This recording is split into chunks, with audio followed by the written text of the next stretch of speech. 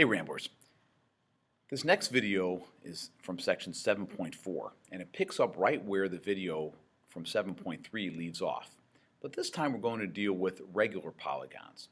So at the end of the video, I want you to have in your notes the definition of what a regular polygon is, and then two formulas. The first deals with what is the measure of each angle of a regular or equiangular polygon.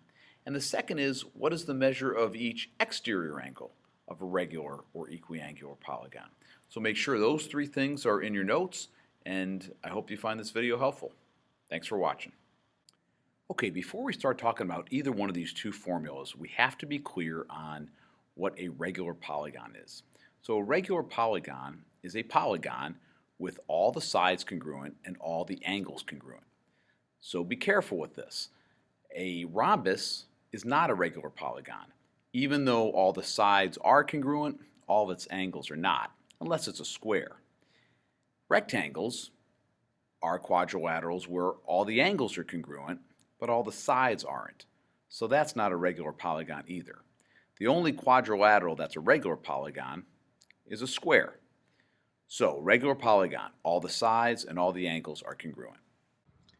You'll remember from section 7.3 that the sum of the measures of the interior angles of a polygon is 180 times n minus 2, where n was the number of sides or the number of vertices.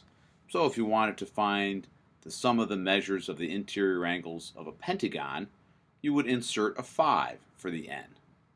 And you would simply calculate 180 times 5 minus 2, which would equal 540. But in section 7.4, we start talking about regular polygons and equiangular polygons. These polygons have angle measures that are all the same. So we're able to derive a new formula that allows us to find the measure of each angle of a regular polygon. And to do that, we simply divide the sum, 180 times n minus 2, by the number of vertices, n. So, back to our example with the pentagon. To find the sum of the angle measures of a pentagon, we simply insert 5 in for n and divide by 5.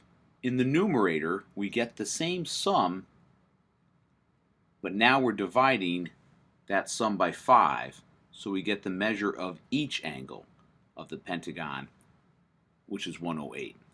Now, that's the first formula from 7.4 that we need. The measure of each interior angle of a regular polygon is 180 times n minus 2 over n. I'd like you to remember it simply as 180 times n minus 2, which is the sum of the angles of a polygon, divided by n, the number of angles of a polygon. And hopefully it'll make sense more than having to memorize it. Okay, let's take a look at one more formula. We know that the sum of the measures of the exterior angles of any polygon equals 360. It's got to be the simplest formula in all of math or science. But with regular polygons, all of the interior angles are congruent. So that means all of their exterior angles, which are supplements, will also be congruent. So we can find the measure of each exterior angle of a regular or equiangular polygon by just dividing that sum of 360 by n. So let's go back to our example of the pentagon again. To find the measure of each exterior angle of a pentagon, we'll simply insert 5 for n to our formula and get 360 divided by 5. So the sum of the exterior angles, 360, divided by the number of those angles. And so we see that it is 72. It's not surprising that 72 is the supplement of the measure of each interior angle, which was 108. Okay, let's quickly review the 5 formulas from this chapter, and then we'll conclude the video. Okay, 7.3 had an important formula for finding the number of diagonals in a polygon, and that equaled n, the number of sides or vertices, times the quantity n minus 3 divided by 2.